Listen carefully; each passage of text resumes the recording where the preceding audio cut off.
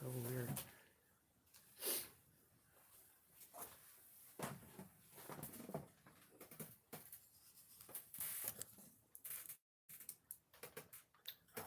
Okay, hold on. There, how's that?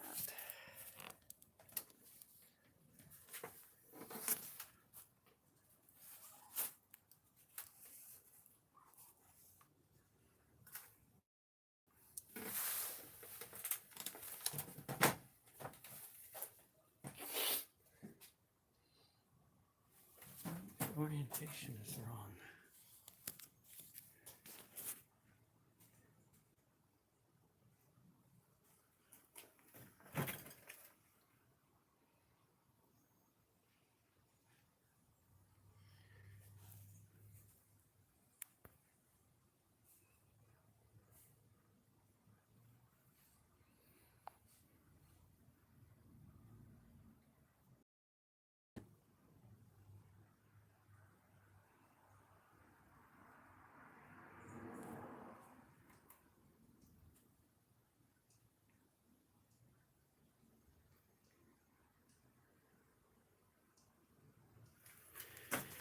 Well, I can't figure out how to make my video not upside down, so I'm just gonna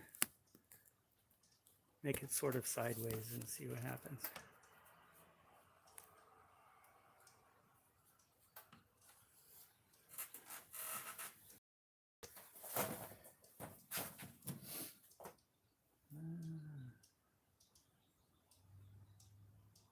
Wow, that just looks crazy.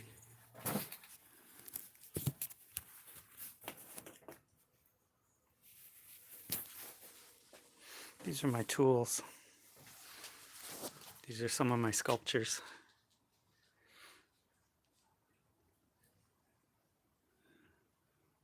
Until I can get my orientation figured out,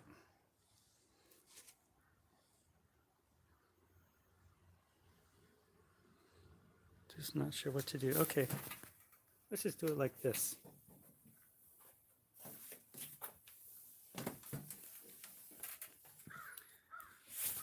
There we go. Anyway, let's take a look at my studio.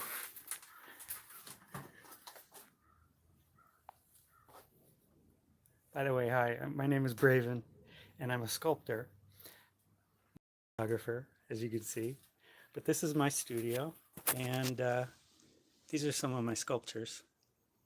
It's just a stick frame, 2x4, 10 feet by 20 foot structure that I built in my backyard so I can do artwork out in the natural sunlight.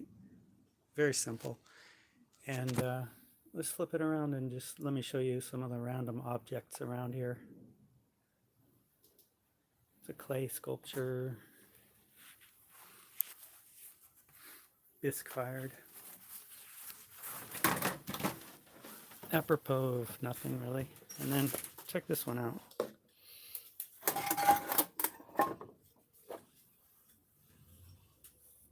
Old man driving a pickup truck. There. It's kind of funny. I don't know what I'm going to do with these yet. I'll probably cast it and do something with it. Make concrete copies. That's pretty funny, I think. Tell sort of a story.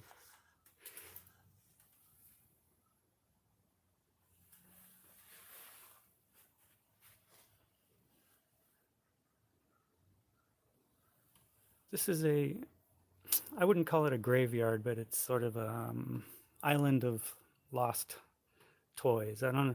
I've made these sculptures several years ago and I haven't decided what to do with them yet. Meanwhile, these are all really casts of little sculptures, and each one has space on the back that I can glue on a magnet and make refrigerator magnets out of them. My art is mostly very practical, and I will sell these at a farmer's market. I'll get $28 each for these when they're finished. This is my Ark of the Covenant replica. Long story. Random paints, random tools, and let's go.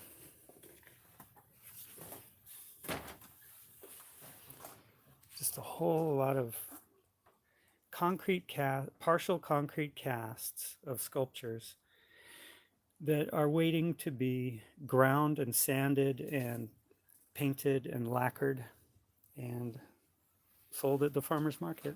That's what I like to do. This is my Madonna that's in the shop for repairs. I broke the fingers off and I'm still working on restoring them.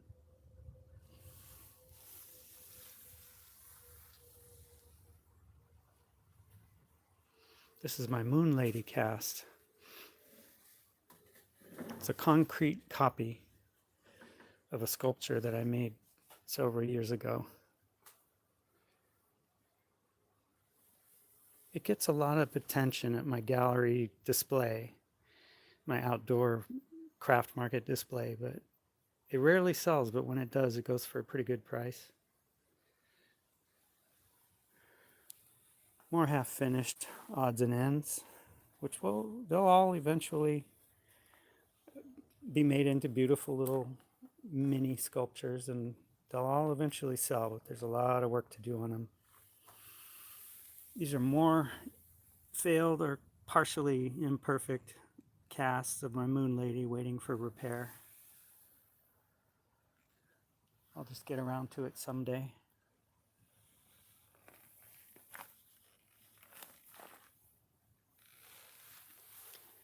Yet another. And this table is this week's batch of concrete casts that are waiting to be sanded and smoothed and painted and lacquered and polished.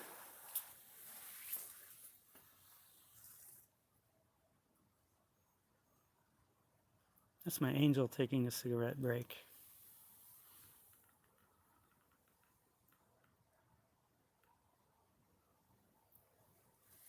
And that's my devil taking a cigarette break.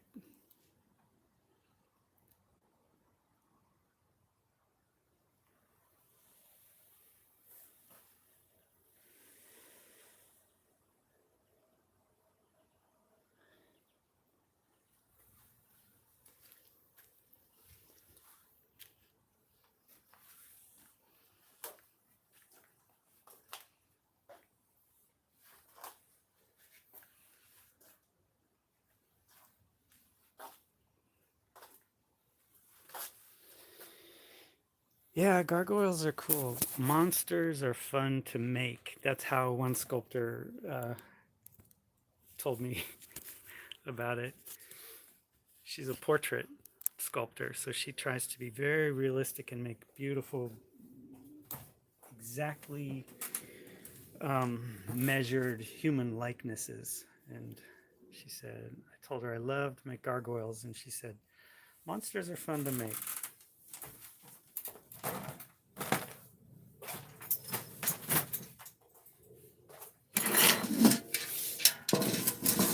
Okay, let's get to work. I'm going to start by casting something in this mold. I don't know if you can see it, but I'll show you the finished sculpture.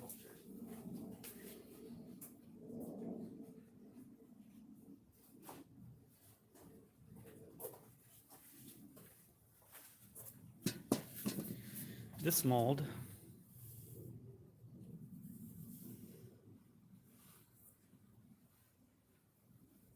makes these sculptures.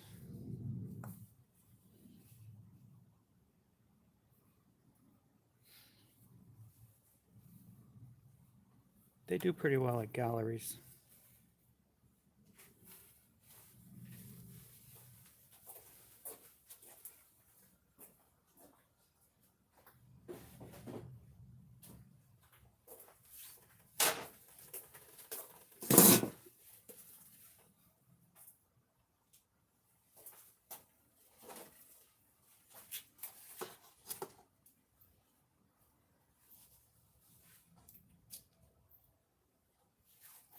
What's Roman formula concrete? Is it? I can imagine what it is, but what exactly is it?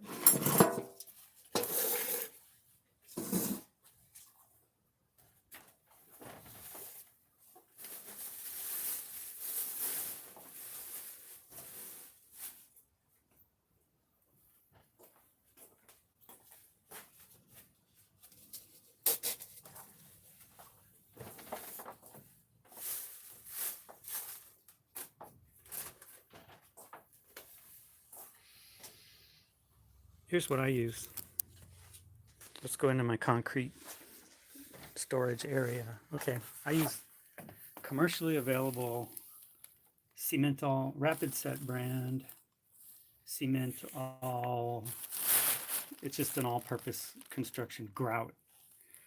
Then it has a lot of slump, and it has a super plasticizer mixed into it, so it's very slumpy.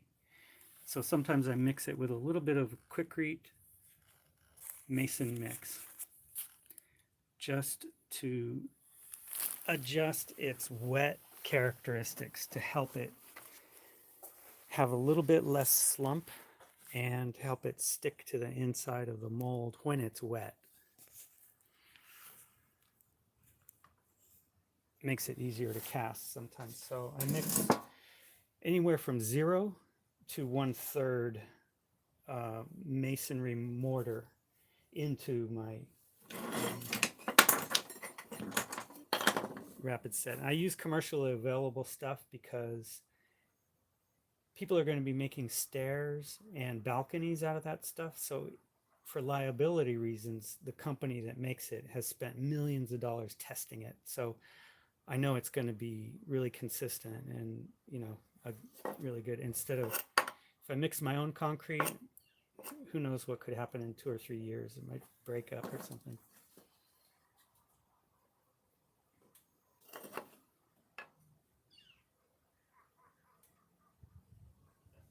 Yeah. I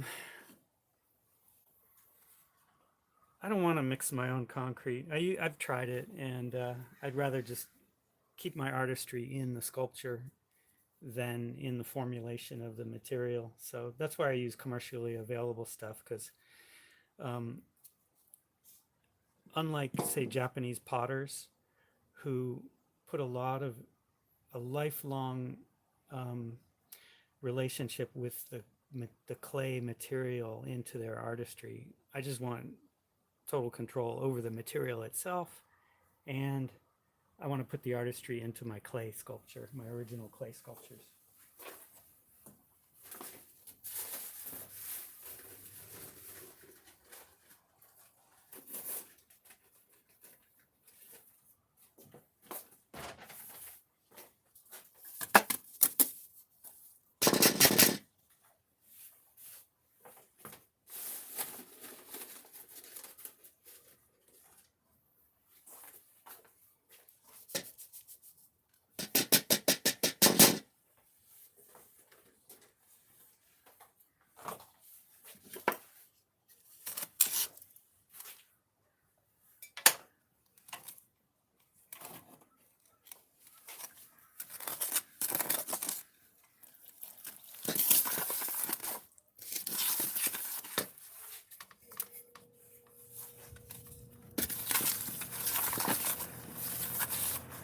I turn on a fan when I mix this stuff because it's not dusty enough to need a respirator, but I don't want to breathe the dust that comes up, concrete dust.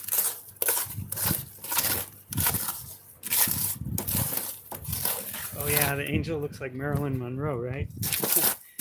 I kind of had her in mind when I was sculpting it, but I'm actually not very good at making exact likenesses, so I'm not as good as those say Hollywood sculptors who make exact likenesses of Robin Williams or whoever, whatever movie star they want to do. So, but I did have definitely that sort of blonde bombshell concept in mind while I was sculpting it. It was fun. It's really fun. It sells pretty well at my outdoor markets. I sell probably 4, maybe 5 a year for $168. Not too bad.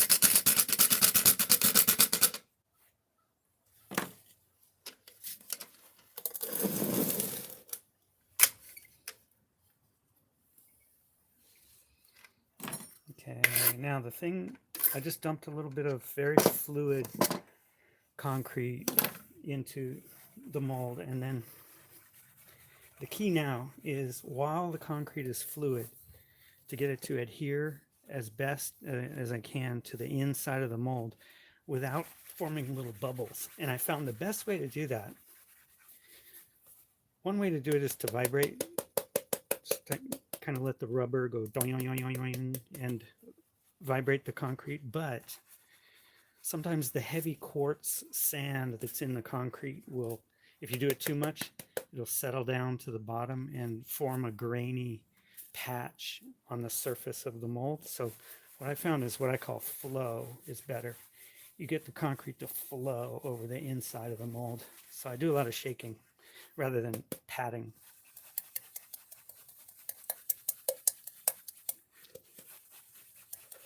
It's a good workout.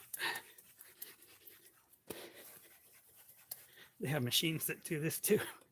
I just I don't like a lot of equipment. So when I get old, I'll probably get more machines. They have shaking machines.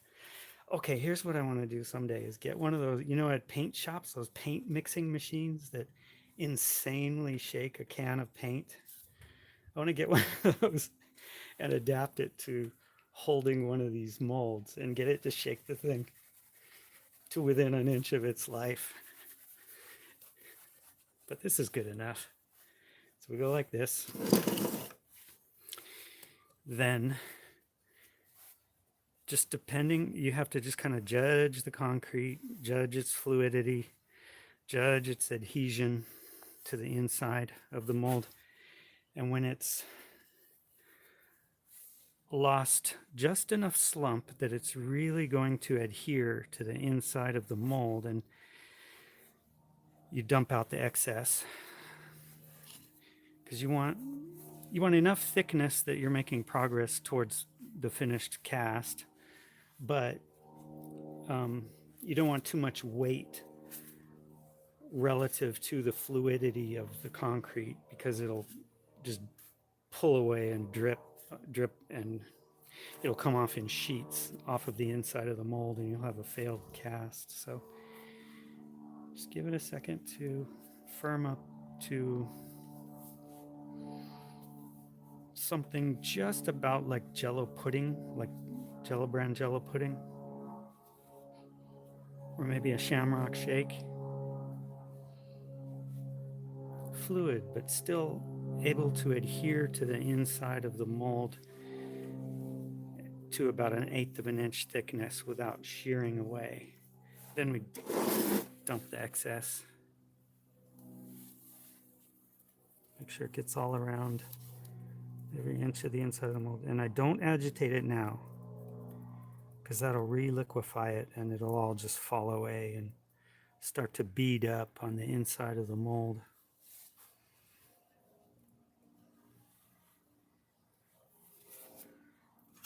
So that's looking good. Now, the next thing, the hardest thing now, is to exercise self-restraint for about 5 minutes and let this first interface layer of concrete get to about leather hardness. Not rigid enough that it won't flex, but rigid enough that it won't slump, and that it will hold another layer that we're going to pour in as soon as it's ready. So let's set this aside. Resist the temptation to mess around with it, and focus on maintaining just the right fluidity of this remaining concrete.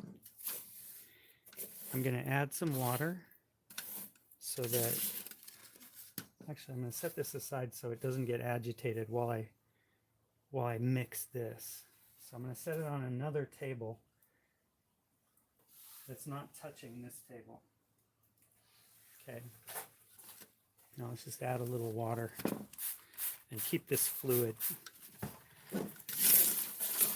Now, the next layer that I pour into that mold is going to be fairly fluid, because while that layer that we just put in there, that we just put into the mold, firms up, it's also losing some moisture, and it's becoming very porous and dry relative to this stuff. So the next layer that we pour in there is going to be something not unlike slip casting. A lot of its moisture is going to be sucked out and stuck onto the inside of that layer we just put in there. So think of this second layer as almost like slip casting. So it's got to be fairly fluid and have quite a bit of water, or else it's just gonna stick and form a glob on the inside of the mold wherever you pour it first. I've had that happen, and you end up with really an ungainly thick spot on one part of your sculpture that gives it a really weird off balance thickness and a weird center of gravity. So this has to be fairly fluid. Let's say melted milkshake fluidity, but not so fluid that all the quartz sand aggregate is freely falling to the bottom. You don't want it soupy. So let's say we're aiming for vichyssoise, or shamrock shake that's been in the car window on a hot day for about 5 minutes.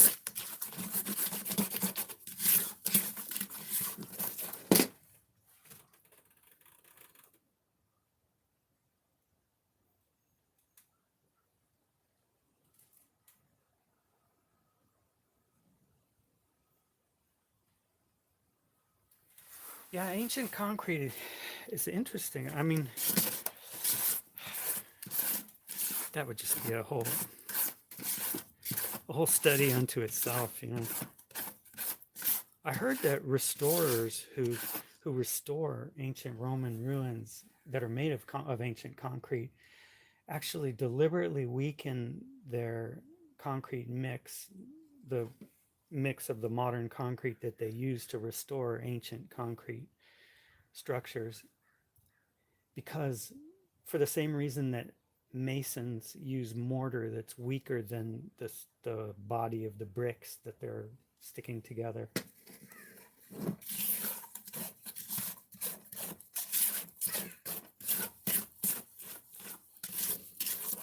Okay.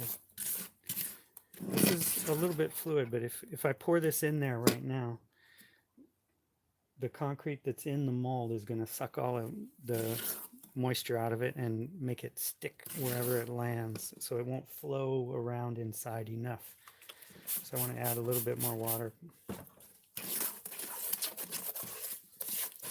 The second layer is going to be a structural layer. Okay, here we go.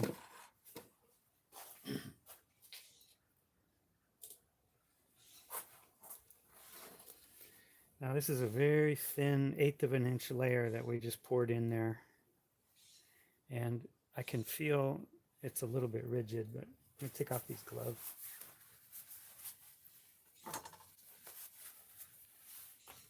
Okay, now you just feel it, and yeah, it's definitely about as hard and as soft as leather. That's about how you need it. What potters call leather hard. And then I'm just going to dump a whole bunch in there, a whole bunch of fluid, very fluid concrete in there, and then dump it right back out after swirling it around a little, and that will give me a good another 1/8 or 1/6 of an inch thickness. That'll be a good structural layer on the inside, and it'll be kind of like slip casting, but we're using concrete instead of ceramic. Just pouring in a lot, way more than I need. I'm going to dump probably 80% of this out. But that body of concrete is good for swooshing around gently. Just you don't need to agitate it much. Just go slow. Make sure it just covers everything.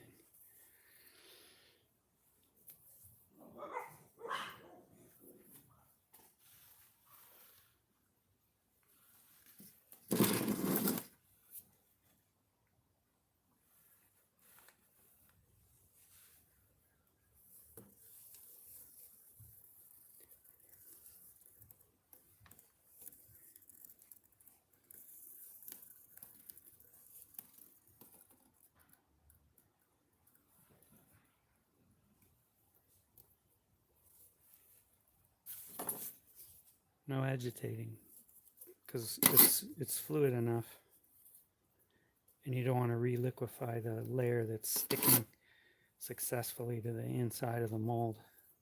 Okay, now we let this sit for a little while too. No more slump. Even though it was really fluid, it's not flowing anywhere because that first layer has sucked out all the moisture and made it stick. So it's just going to sit here for 5 minutes.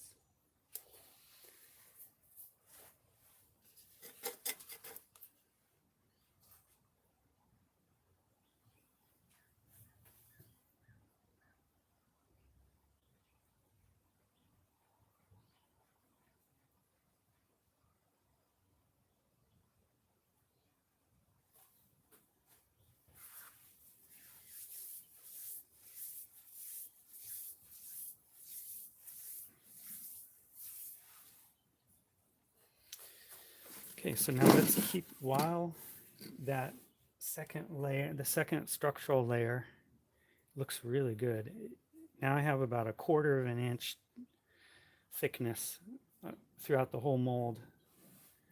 It's like a really good slip cast, and now I just have to let it get leather hard, but you can see the surface is very fluid. And in the past, when I didn't know what I was doing, I would immediately right now pour more in there, and when I turned it back upside down, all the weight would just pull this very fluid layer right away. So I have to let that get leather hard. It's going to take 5 minutes or so.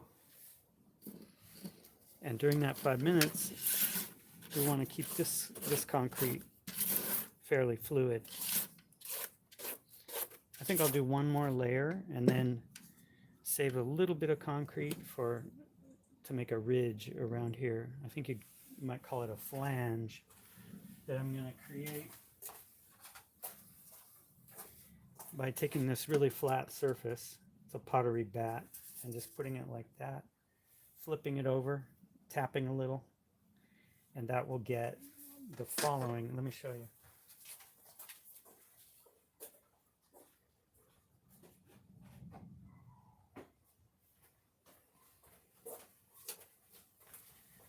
That'll create an underside to the sculpture that looks like this, very flat, and yet it's hollow, strong, light. Sometimes it has a little hole in it, or sometimes it has a big hole in the middle. No problem, doesn't matter.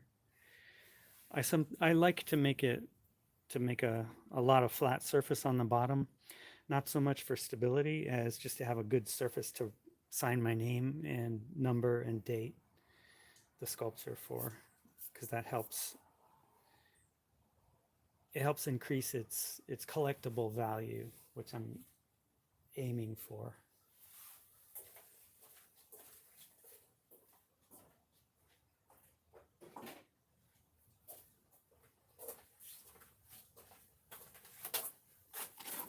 So just keep this fluid.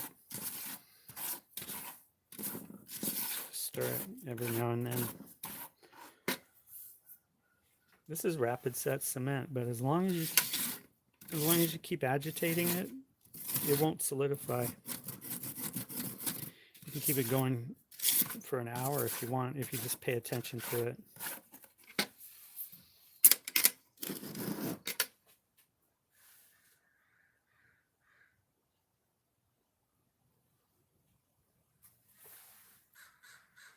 See how this is doing. I don't think it's ready yet, but I'm just going to touch it. It's getting there, but it's not ready yet. Let's go look at the sculptures again. This is one I just pulled out of the mold today, and it turned out beautifully. That seam looks pretty ugly, but actually it's beautiful. It's very fixable. There's very little topographical disjoint, whatever you'd call it, at the joint, at the seam, especially up here on the head. It's going to be really nice. So I'm going to use a die grinder and some smaller, like Dremel tool type tools, just to smooth out that seam. And where there's this step here, I'll probably just put some epoxy putty there and sand it off. Maybe give it a little texture. But it's all fixable. And this too, I did it in a two-part technique, but something really similar to the cast I'm doing right now. And it's also hollow. Whoa, unstable. Okay, see, it's hollow. So it's liftable. I can almost lift it with one hand. Not quite, but it's about less than 30 pounds. If that were solid concrete, it would be, I have no idea, 150 pounds, I don't know.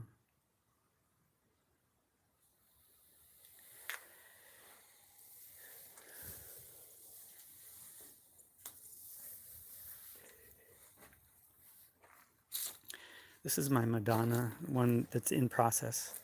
I've cast it, and all I have to do is smooth and paint it. And this is the original clay sculpture that I took the mold off of.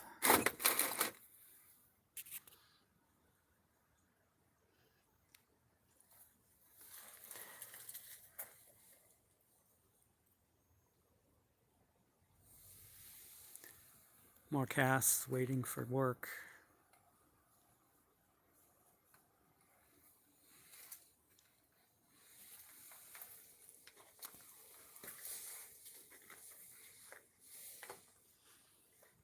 Another cast of my Moon Lady.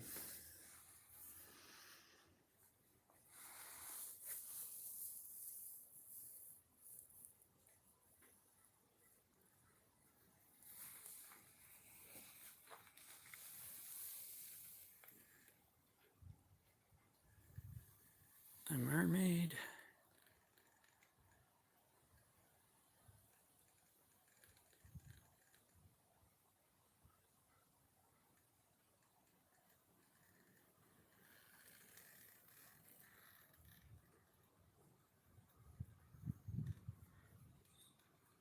Yet more sculptures waiting to be sanded, and these are all concrete casts. I still have to sand them and smooth them and paint them and lacquer them and polish them.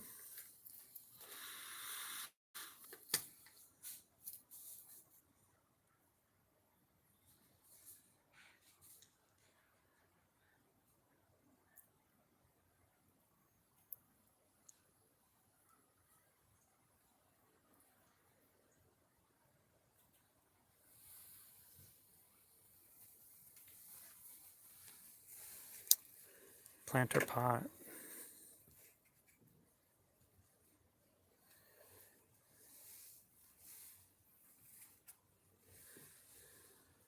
It's concrete cast. It works pretty well for planter pots.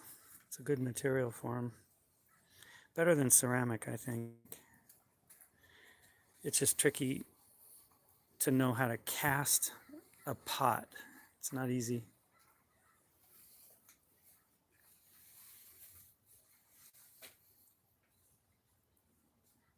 Okay, then let's check that cast we're working on right now. Hold a second. Okay. This feels a lot firmer. Still flexible, it can flex without cracking, but it's getting firmer. It's not quite ready yet. A couple more minutes. Let's take that time to keep this fluid and make sure it's ready. I don't want to agitate this thing, so I'm going to set it aside.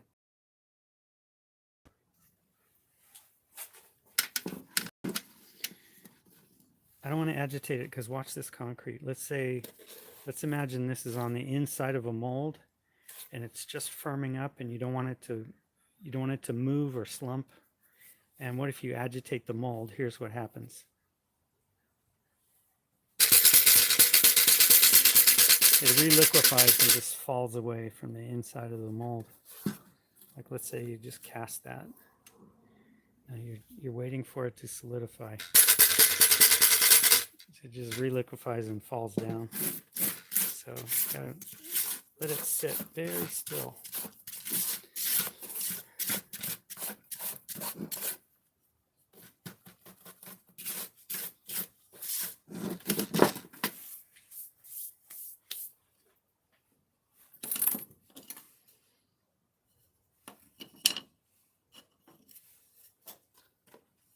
I'm going to go clean these off while I'm waiting. And while I wait, here you can look at this one. This is a partial cast of one of my gargoyles. He's a guardian gargoyle who's sleeping on the job, but you just woke him up.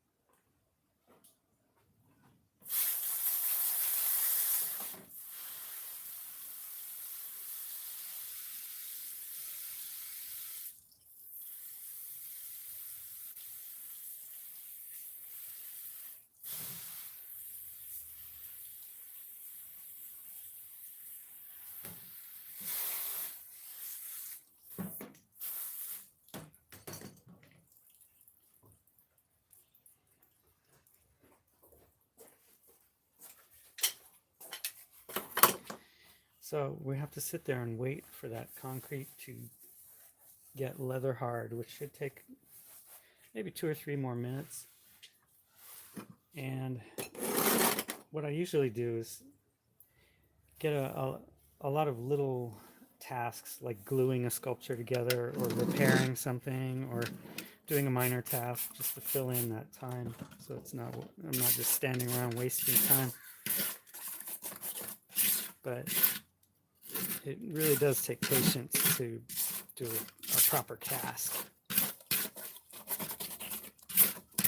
So I want to keep this at a fluidity that is about like melted shamrock shake, or vichyssoise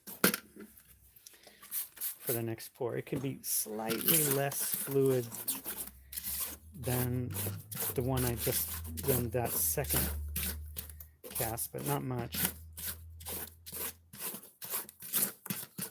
And depending on how well this third layer goes, I want it to distribute itself mostly around the bottom. I want it to cover the whole inside of the mold, but I want it to distribute itself mostly around the bottom third, so that I can then turn it like this and let this final layer slump down to form a good flat bottom surface, so that the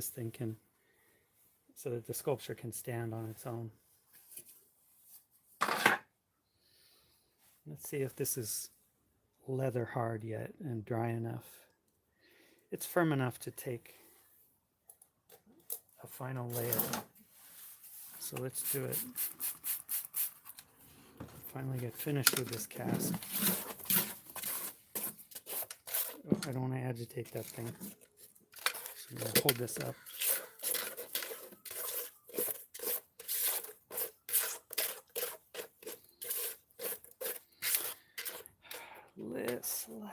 fluid, but not too fluid.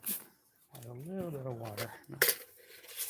This is just intuitive. You have to just judge it. There's no way to do it scientifically with measurements. You just have to kind of get experience and intuition. Okay, I'm pouring this into the mold now. I'll slosh it around and see what happens.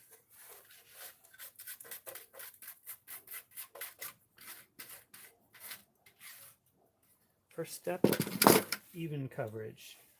Roll it around. Seems to be doing pretty well. Don't let it concentrate on the top because you don't want a top heavy sculpture. Okay, it's coming down. I'm going to use a paintbrush to pull, gently pull only the top layer down to the bottom as far as I can, while keeping it evenly distributed laterally. I think I've got enough concrete built up around here that it's going to do a good job of slumping down to form a flat bottom surface. So I'm just going to take the extra concrete that I've got,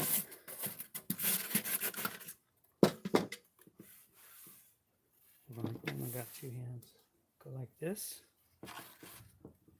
just kind of distribute it at the bottom of the sculpture. This is no longer trying to get even coverage throughout the sculpture. I'm only distributing some material at the bottom to make it bottom heavy, and also to help make that flat surface so it can rest on a tabletop. Okay. We go like this. Then I take just a little bit of the latest mix of concrete and make a little dab here. Okay. Now you can watch that. What happens to that little dab right there is what's happening to the final layer of concrete inside the mold when I tap it. So I'm going to tap it to agitate it. I can't see what's happening, but I know what's happening is that final layer is slumping down onto the bottom to make a flat surface. And you can tell when you see this thing flatten out. Watch.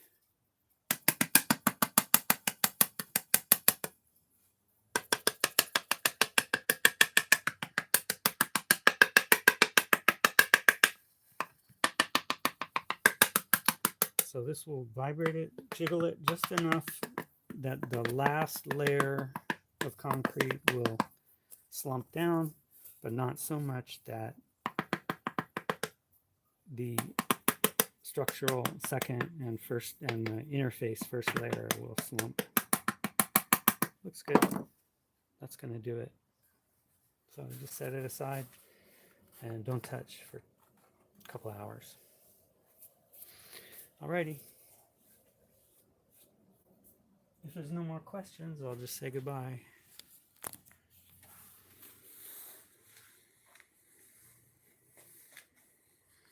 Alright, thanks for watching. See you around. I'll try to do this more often.